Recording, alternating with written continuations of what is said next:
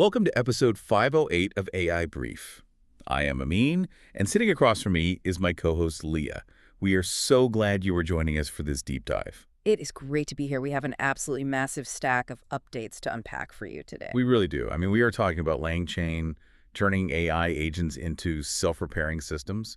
And then we were looking at a viral mecha suit that literally smashes through walls. Which is just wild to visualize. It is insane. Plus, we are going over a 24-hour robot live stream that captivated millions, an actual app store for humanoids, and of course, a roundup of today's top productivity tools. And the connective tissue across all these topics today is that AI is finally moving past the science project phase. Both in software infrastructure and in real-world physical robotics. Let's get into today's new updates. I want to start with the news out of LangChain's Interrupt 2026 event. Their message was just incredibly blunt. It really was. They basically told developers that building an agent is the easy part now. The real nightmare is keeping it running when it hits the chaos of the real world.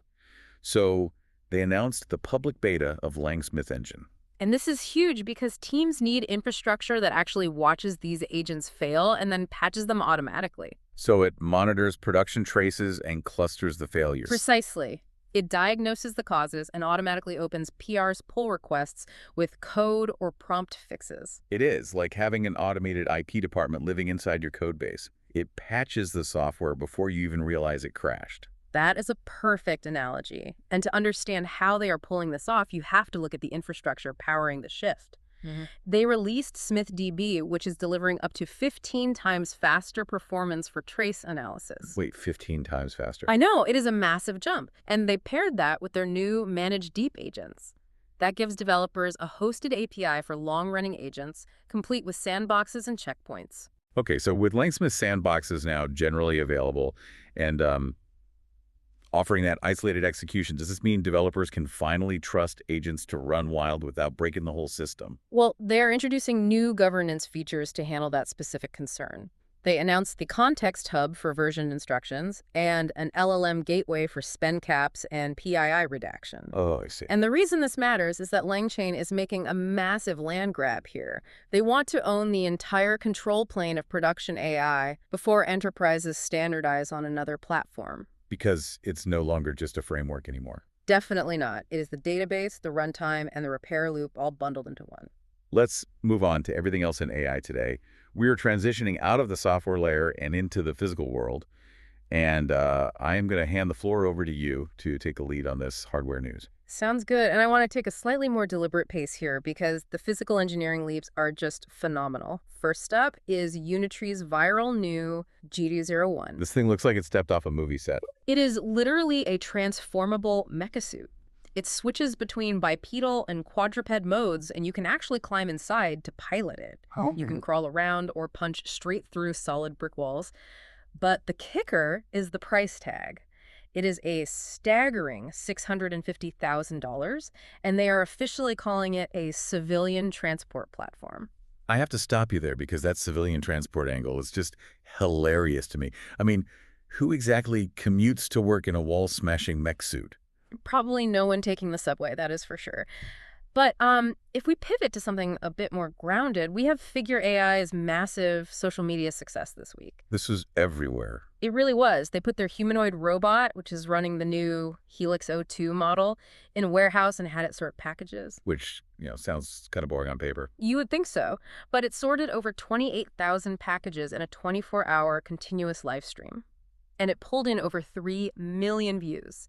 CEO Brett Adcock called it uncharted territory. It is just marvelous to me how a mundane warehouse sorting task has essentially become must-see TV for millions of people. It highlights our deep fascination with this tech. Moving a box once is a neat trick. Doing it 28,000 times without stopping is an engineering miracle. Because in a physical environment, things go wrong constantly. Absolutely. The lighting changes, boxes get crushed, battery voltages fluctuate. The fact that the Helix O2 model dynamically adjusted its grip for 24 uninterrupted hours proves these neural networks are incredibly robust now. And to wrap up the news roundup, Unitree launched something called Unistore. Yes. This is the world's first app store for the G1 humanoid robot. Wait, an app store for robots? Precisely. Owners can now download specific skill packages, so things like dance routines, martial arts, or different walking styles. That is fascinating. But my immediate thought is liability. If someone pushes a buggy martial arts app to a robot in my living room, it might kick a hole in my television. Well, it operates on the same principles of isolation and sandboxing that we just talked about with LangChain, but applied to physical physics engines. You download a highly constrained set of neural network weights. So the core operating system still maintains hard-coded safety boundaries. Absolutely. The app sits on top of foundational safety layers. But this points to a larger industry shift. The battleground is moving away from raw hardware and toward developer ecosystems.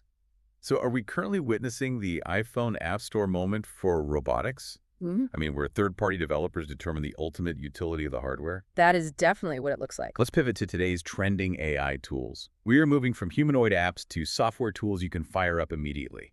First on the list is Luva Agents.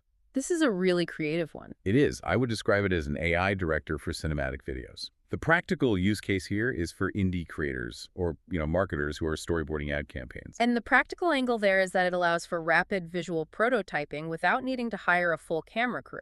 I completely agree. It saves so much time and money. Moving down the list, we have agent memory. This is an absolute lifesaver for developers. It really is. It is a persistent memory tool for Claude Code, Codex, and other specialized coding agents. The practical use here is for developers working on massive, weeks-long software projects. Because it effectively cures your AI's amnesia between coding sessions, so you never lose context. I know so many people who need that. Next up is Gemini 3.1 Flashlight. Which is Google's new model. And it is a highly lightweight model designed for high-volume pipelines. You would deploy this to instantly categorize thousands of customer support tickets on a strict budget. And in the AI space, lightweight speed is often much more valuable than heavy reasoning. For sure. Finally, we have ChatGPT for personal finance. This is a tailored guidance tool. The practical use case is taking a messy spreadsheet of your monthly expenses and feeding it into the tool to instantly generate a strict household budget. Which is so powerful because it democratizes complex financial analysis for the everyday user. To wrap things up today, we really have to just pause and look at the sheer scale of the advancements we unpacked. I mean, we covered a lot of ground. We definitely did. It is wild to think about. I would leave you with a final thought to mull over.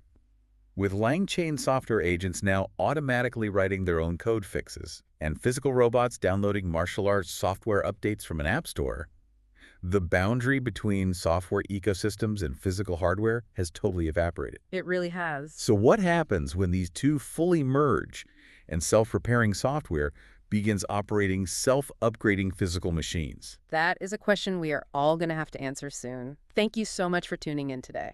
Please follow the podcast on your favorite app and share this episode with a friend who needs to stay ahead of the curve. See you in the next episode. See you in the next episode.